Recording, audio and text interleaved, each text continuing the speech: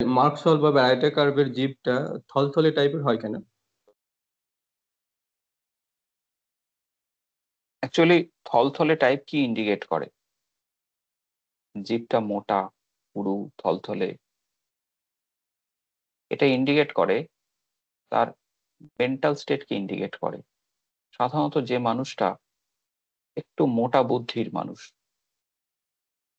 খুব মেন্টালি কিন নয়, শার্প নয়, তাদের ঠোঁটটা মোটা, জিভটা মোটা, থলথলে এরকম হয়। এটা আলটিমেটলি সিফিলিটিক মায়াসমকে ইন্ডিকেট করে। প্রত্যেকটা সিফিলিটিক, মার্কসল বা প্যারাইটা না, সিফিলিটিক গ্রুপের মেডিসিন গুলো জিভ হচ্ছে থলথলে হয়।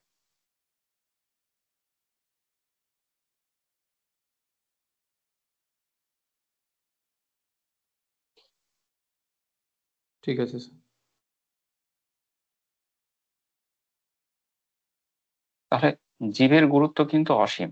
জীব থেকে আমরা বুঝে যাই যে মানুষটার মেন্টালিটি কেমন হতে পারে।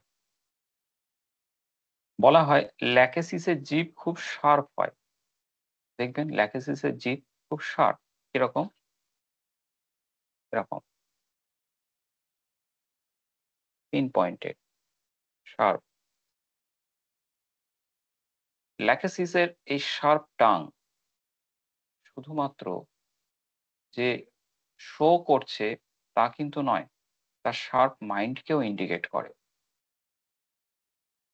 একটা পেশেন্ট আপনার ক্লিনিকে এসে খুব বকছে, যা প্রশ্ন করছেন সঙ্গে সঙ্গে তার উত্তর দিচ্ছে। অনেক পেশেন্ট আছে দেখবেন যে কথা যখন বলে না, কোনো পয়েন্ট ছাড়ে না, একদম গুছিয়ে টু দি পয়েন্টে বলে, যেন প্রত্যেকটা উত্তর তার মুখে ঠোঁটের ডগাতে আছে। খুব গুছিয়ে বলে, খুব কথা বলে। একটা প্রশ্ন একটু হিন্টস দিলে সঙ্গে সঙ্গে সেটার উত্তর দিয়ে দেয়। এটা ইন্ডিকেট করে তার টাংটা খুব শার্প। ল্যাকিসের পেশেন্ট টাং খুব শার্প। তার মানে কি? শার্প মানে তো ইন্ডিকেট করে ধারালো কোনো কিছু, যেটা থেকে আমরা আঘাত পেতে পারি, কেটে যেতে পারে, তাই না? যেমন আমরা ব্লেডকে বলি খুব শার্প ব্লেডটা, তো সাবধানে ব্লেডটা ব্যবহার করো, হাত কেটে যেতে পারে। আর নাইফটা খুব শার্প। ল্যাকেসিসের টাং খুব শার্প। তার মানে ল্যাকেসিস তোমার সাথে কথা বলতে গিয়ে তুমি যদি একটু তার সাথে কোনো কিছু ব্যবহার করো, তার মতের বিরুদ্ধে যায়, বা সে যদি তোমার কথা ঠিকঠাকভাবে না নেয়, তাহলে সে তোমাকে এমন এমন কথা বলতে পারে যেখানে তুমি আঘাত পেতে পারো। তোমাকে যেন বাইট করছে, তোমার এর মধ্যে একটা পেইনফুল সিচুয়েশন তৈরি হতে পারে তোমার মনের ভেতরে। সেজন্য বলা হয় ল্যাকেসিসের টাং খুব শার্প টাং। ওরা অপেক্ষা করে ঠিক কোন সময়ে মানুষটাকে এমন কিছু বলবে যে ওকে আঘাত দেবে মেন্টালি। তাই ল্যাকেসিসের পেশেন্টকে বলা হয় শার্প টাং। ঠিক সেরকম হয় ব্যারাইটা কার্ভ, মার্কসল, এদের টাংটা শার্প নয়, এদের টাংটা হচ্ছে থলথলে, মোটা। এটা ইন্ডিকেট করছে তার মেন্টাল স্টেটটা কেমন। তার এই মানুষগুলো সাধারণত একটু মেন্টালি ডোয়ার্ফ হয়, একটু ভোঁতা হয়, কম বুদ্ধি সম্পন্ন হয়। মার্কারি তো কম বুদ্ধি সম্পন্ন। মার্কারি কিন্তু খুব বুদ্ধি নিয়ে খুব কাজ করে না, একটু মোটা মাথা। ক্যালকেরিয়া, গ্রাফাইটিস, এদের টাঙও খুব মোটা, থলথলে। তা এগুলো ইন্ডিকেট করে সিফিলিটিক মায়াসমকে। সিফিলিটিক প্রিডমিনেন্সি থাকলে টাংটা একটু মোটা হয়, থলথলে হয়, ঠোঁটটা একটু মোটা হয়, লোয়ার লিপটা বুফোর এরকম দেখতে পাবে। বুফো, প্যারাইটা, মার্কারি, ঠোঁটটা মোটা মোটা, টাংটা মোটা মোটা। তাহলে শুধু টাং দেখেই কিন্তু আমরা মোটামুটি একটু আইডিয়া করতে পারবো যে তার মেন্টাল স্টেটটা কেমন আছে, কোন ড্রাগের দিকে পেশেন্টটা যেতে পারে। তারপর তো সেই ড্রাগটা বিভিন্ন অ্যাঙ্গেলে আমরা কনফার্ম করব। একটা ড্রাগকে বিভিন্ন অ্যাঙ্গেলে কনফার্ম করতে হয়, শুধু যে সিমটম মিলিয়ে মিলিয়ে কনফার্ম হলো তা নয় কিন্তু।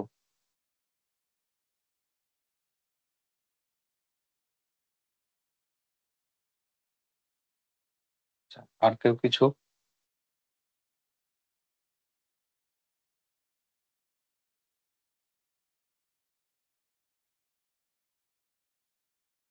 স্যার, পটাশিয়াম ইমব্যালেন্সের কথাটা বললেন, ওখানে স্যার ওই মানে বারবার ফল করে যাওয়া বা ইয়ে করা, ওই জায়গাটা স্যার একটু যদি আরেকবার বলে দেন। হ্যাঁ, অনেকের আছে যে পটাশিয়াম ফল করছে, বারবার করে পটাশিয়াম ফল করছে। পটাশিয়াম বারবার করে ফল করছে মানে তার শরীরে পটাশিয়াম মানে কি? পটাশিয়াম মানে হচ্ছে কেলি। আমাদের যে কেলি গ্রুপের মেডিসিন গুলো রয়েছে সেটা পটাশিয়াম। যেমন কেলি বাই, কেলি সাল, কেলি আয়োড, অস্টিকাম, কেলি ফস, যত কেলি আছে সেই কেলিটা ইন্ডিকেট করছে পটাশিয়ামকে। তাহলে আমাদের মাথায় রাখতে হবে এর তো পটাশিয়াম মেটাবলিক ডিসঅর্ডার আছে। তাহলে এই মানুষটা কেলি গ্রুপের মেডিসিন কি হতে পারে? তার কারণ পটাশিয়াম তো মেন কম্পোনেন্ট কেলি গ্রুপের মেডিসিনে। এটা একটা এন্ট্রি পয়েন্ট হতে পারে যে কেলি গ্রুপ প্রেসক্রিপশনের আগে আমরা দেখে নেব তার এরকম কোনো হিস্ট্রি আছে কিনা, যে পটাশিয়াম ফল করার হিস্ট্রি আছে কিনা।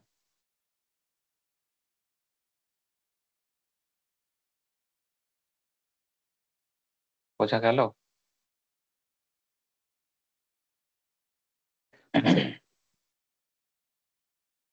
পটাশিয়াম যদি বারবার করে ফল করে তাহলে আমরা দেখে নেব যে মানুষটা কেলি গ্রুপের মেডিসিন নয় তো। সোডিয়াম যদি বারবার করে ফল করে দেখবো যে মানুষটা ন্যাট্রাম গ্রুপের কোনো মেডিসিনের মধ্যে পড়বে না তো। তার কারণ নর্মালি এই মিনারেলস গুলো, এই ইলেকট্রোলাইট গুলো ফল করার তো কথা নয়। ঠিক সেরকম ভাবে যদি দেখা যায় যে সুগার খুব ফল করছে, মানুষটা নর্মালি হেলদি লাইফ লিড করছে, কোনো খারাপ কিছু অ্যাবনর্মাল কিছু করছে না, যে উল্টো পাল্টা খাবার খেয়ে নিচ্ছে, রাত জাগছে ইত্যাদি নয়, ওষুধও ঠিকঠাক খাচ্ছে, কিন্তু সুগার খুব ফ্ল্যাকচুয়েট করছে, কখনো বাড়ছে কখনো কমছে। যদি এই সিচুয়েশন থাকে তাহলে আমরা সুগার কমাবার জন্য জানেন যে আপনারা ইনসুলিন ইনজেকশন দিতে হয়। যাদের খুব আনকন্ট্রোল ডায়াবেটিস থাকে তাদেরকে ইনসুলিন ইনজেকশন দিতে হয়। ইনসুলিন দিলেই কি হয়, ঝপ করে সুগারটা ব্লাড থেকে কমে যায়। ইনসুলিন গিয়ে কি করে না, আমাদের প্রত্যেকটা সেলে সেলে ইনসুলিন গ্লুকোজটাকে ঢুকতে সাহায্য করে, সেল পারমিয়েবিলিটি বাড়িয়ে দেয় গ্লুকোজে। সেই জন্য যাদের ক্ষেত্রে আনকন্ট্রোল ডায়াবেটিস আছে তাদেরকে ইনসুলিন প্রেসক্রিপশন করা হয়। ইনসুলিনকে ডাইরেক্ট সেলে সেলে গ্লুকোজটাকে ঢুকতে সাহায্য করে। গ্লুকোজ যদি সেলে ঢুকে যায় তাহলে ব্লাডে গ্লুকোজ ফল করবে, আর সেল থেকে যদি গ্লুকোজ বেরিয়ে ব্লাডে আসে তাহলে ব্লাডে গ্লুকোজ বাড়বে। এটাই তো নর্মাল ফিজিওলজি।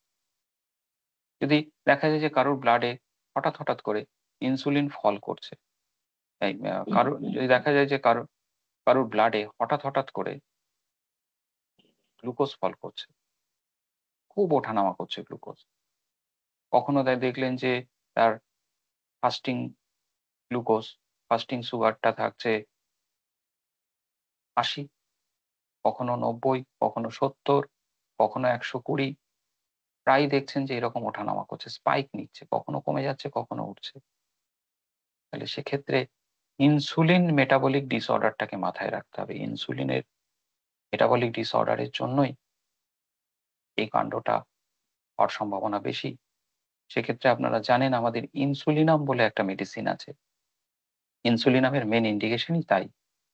যদি ব্লাড সুগারটা হঠাৎ হঠাৎ করে কমা বাড়া করে ব্লাডে, সেটা কিন্তু ইনসুলিনামকে ইন্ডিকেট করে। যতক্ষণ না আমরা ইনসুলিনাম প্রেসক্রিপশন করব ততক্ষণ কিন্তু এই সিচুয়েশন থেকে পেশেন্টকে পার করতে পারবো না। এটা হচ্ছে ইন্টারমিডিয়েট রেমেডি হিসেবে কাজ করবে। তাহলে কখনো ইনসুলিনাম, কখনো সোডিয়াম, কখনো পটাশিয়াম ইত্যাদি বিভিন্ন ড্রাগ আমাদেরকে কিন্তু জানতে হবে। বোঝা গেল?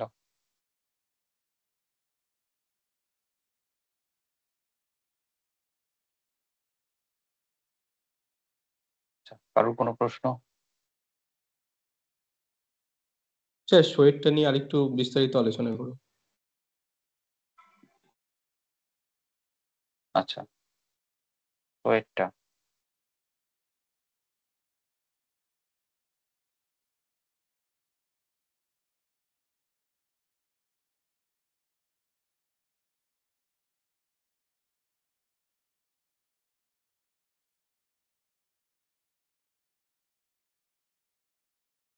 তো এটা অ্যাকচুয়ালি কি সোয়েটটা হচ্ছে নর্মাল ফিজিওলজিক্যাল প্রসেস তো। ঘাম তো হয়, এটা তো normal process, healthy physiological process. কেন ঘাম হয়? তার কারণ হচ্ছে সোয়েট আমাদের একটা কুলিং মেকানিজম, আমাদের বডিকে ঠান্ডা রাখতে সাহায্য করে। আমরা ওয়ার্ম ব্লাডেড অ্যানিমেল।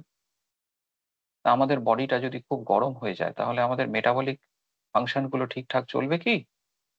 সেটাকে ঠান্ডা রাখতে সোয়েট দরকার। কারণ সোয়েট যখন ইভাপোরেট করবে আমাদের শরীর থেকে লিন তাপ নিয়ে শরীরটাকে ঠান্ডা করবে। এটা নর্মাল ফিজিওলজিক্যাল প্রসেস। এই নর্মাল ফিজিওলজিক্যাল প্রসেস চলতে গিয়ে আমাদের বডি ঠান্ডাটা হচ্ছে, তার সাথে সাথে আমাদের বডি থেকে অনেক জিনিসপত্র যেগুলো আমাদের মেটাবলিক প্রসেসে তৈরি হয়, যেগুলো আমাদের শরীরে আর দরকার নেই, এক্সক্রিটরি প্রোডাক্ট হিসেবে সোয়েটের মাধ্যমে আমাদের বডি সেগুলো এলিমিনেট করে। আপনারা দেখবেন বিভিন্ন সোয়েট বিভিন্ন রকম স্টেন নেয়। কারোর ক্ষেত্রে হলুদ স্টেন পড়ে, যেমন লাইকোপোডিয়াম, চেলিডোনিয়াম। কারোর ক্ষেত্রে রেড স্টেন পড়ে, জামা কাপড় পরলে, সাদা কিছু পরলে তাতে একটু লালচে রঙের, মরচে রঙের একটা দাগ পড়ে। সাধারণত মার্কারি গ্রুপ অফ রেমেডি এরকম রেড স্টেন পড়ে। এছাড়া স্নেক রেমেডি গুলোতে এরকম রেড স্টেন পড়ে।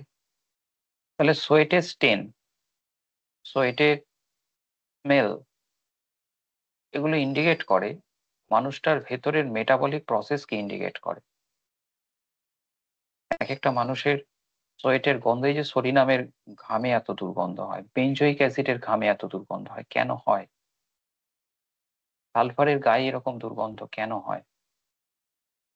আমরা যখন বেঞ্জয়িক অ্যাসিড পড়বো তখন দেখবেন যে বেঞ্জয়িক অ্যাসিডের মেন্টালিটির সাথে তার সোয়েটের গন্ধ কিরকম মেলে। সরিনামের ঘামের গন্ধের সাথে সরিনামের অ্যাকচুয়াল মেন্টাল স্টেটটা কিরকম ভাবে কোরিলেট করে, এটা পরে আমরা সরিনামের ক্লাসে জানবো।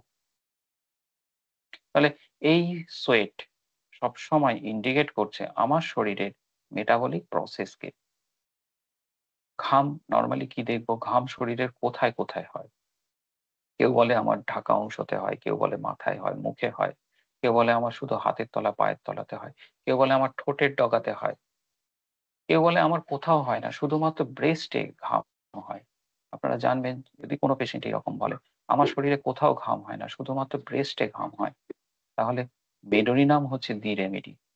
মেডোরিনাম থেকেই কিন্তু প্রেসক্রিপশনটা করতে হয়। তাহলে এইরকম সোয়েট ইন্ডিকেট করে মানুষটার মেটাবলিক ডিসঅর্ডারকে ইন্ডিকেট করে বা মেটাবলিক প্রসেসকে ইন্ডিকেট করে, তাই না? তাই সোয়েটের গুরুত্ব সবসময় অপরিসীম। বোঝা গেল? হ্যাঁ স্যার।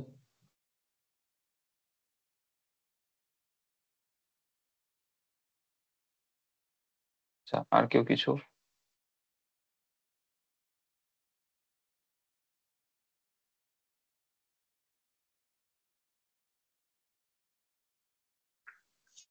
স্যার বলে যে বেশিরভাগ এই যে হাতের তালে পায়ের তালে ঘামটা বেশি ইন্ডিকেট করে ডায়াবেটিস হওয়ার ঝুঁকি থাকে তাদের বেশি, এটা কতটুকু যুক্তিসঙ্গত যদি বলতেন স্যার, এ সম্বন্ধে জানার ইচ্ছা। হাতের তলা পায়ের তলা ঘাম বেশি হলে তারা ডায়াবেটিসে আক্রান্ত হওয়ার সম্ভাবনা বেশি। জি, এটা শুনে এটা কতটুকু যুক্তিসঙ্গত? এটার পেছনে আমি জানি না কি যুক্তি আছে, আমার এই ব্যাপারে কোনো আইডিয়া নেই যে হাতের তলা পায়ের তলা ঘামের সাথে ডায়াবেটিস রিলেটেড।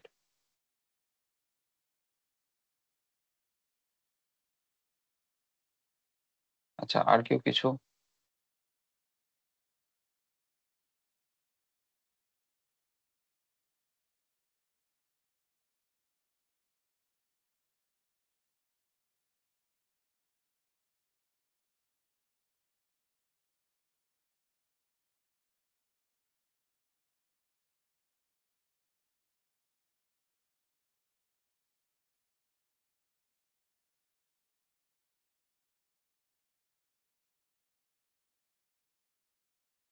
আর কেউ কিছু?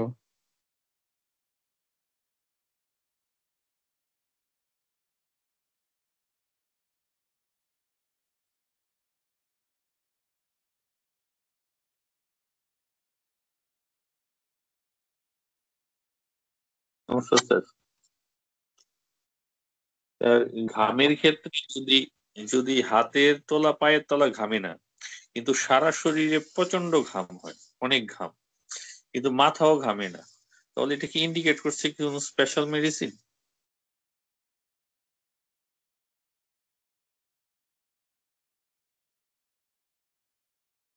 না, এটা কোনো স্পেশাল মেডিসিনকে ইন্ডিকেট করে না।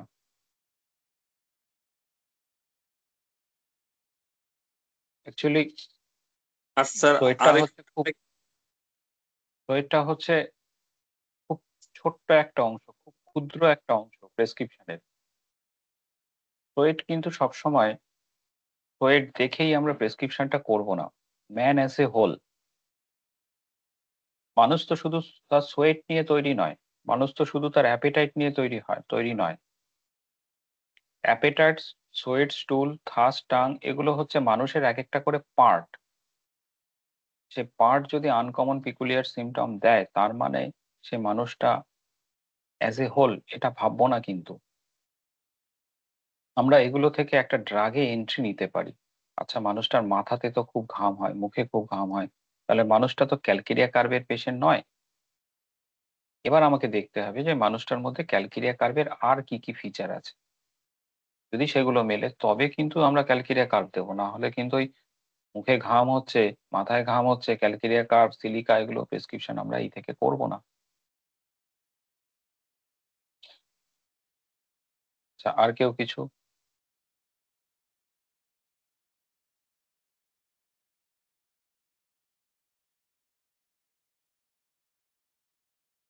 স্যার ইউরিনটাও তো জেনারেল সিমটমের মধ্যে পড়ছে। ইউরিনটাও জেনারেল সিমটমের মধ্যেই পড়ছে। আমরা জানি এক একটা ড্রাগের ইউরিনের স্মেল এক এক রকম, এক একটা ড্রাগের ইউরিন কন্ডিশন একরকম।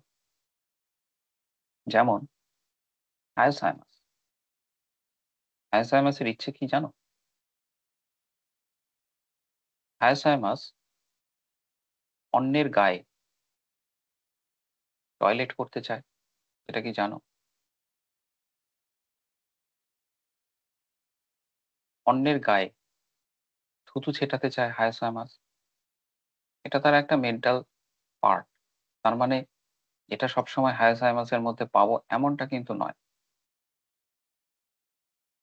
তা ইউরিন কেমন হচ্ছে, ইউরিনের কোনো ওডার আছে কিনা, বিশেষ কোনো ওডার আছে কিনা, ইউরিন ইনকমপ্লিট সেন্সেশন আছে কিনা, সারাদিনে সে কিরকম ইউরিন পাস করছে, সেটার সাথে সাথে তার মেন্টাল স্টেটটা কোরিলেট করছে কিনা সেটাও কিন্তু দেখবো আমরা। অ্যাসিড নাইট্রিকের ইউরিন খুব দুর্গন্ধ থাকে, ঝাঁঝালো গন্ধ থাকে, সেটা আমরা সবাই জানি। কিন্তু কতটা ঝাঁঝালো গন্ধ হলে আমরা অ্যাসিড নাইট্রিক ভাববো, সেটা আমাদেরকে বিচার করতে হবে। কেন অ্যাসিড নাইট্রিকের ইউরিন এত ঝাঁঝালো গন্ধযুক্ত হয়? তার মেন্টাল স্টেটটা ফিজিওলজিক্যাল স্টেটের সাথে কিভাবে কোরিলেট করে, সেটা কিন্তু আমাদের বিশ্লেষণ করে তবেই অ্যাসিড নাইট্রিক প্রেসক্রিপশন করতে হবে, নইলে কিন্তু ওষুধটা গিয়ে সেই ডিপার লেভেলে কাজ করবে না। মানে কিরকম, আমি প্রেসক্রিপশন করলাম, ধরো ফিশারের একটা পেশেন্ট এসছে, তার প্রচন্ড জ্বালা, পায়খানার দ্বারে ব্যথা, আমি অ্যাসিড নাইট্রিক দেবো বলে ঠিক করেছি। আমি জিজ্ঞেস করলাম তোমার ইউরিনে দুর্গন্ধ হয়? পেশেন্ট বলল হ্যাঁ, ইউরিনে দুর্গন্ধ হয়। কিন্তু পেশেন্ট খুব কাম অ্যান্ড কোয়াইট নেচারের। অ্যাসিড নাইট্রিকের পেশেন্ট ঠিক যেরকম মেন্টালিটি ঠিক সেরকম নয়। আমরা যদি এক্ষেত্রে অ্যাসিড নাইট্রিক দিই তাহলে কি হবে?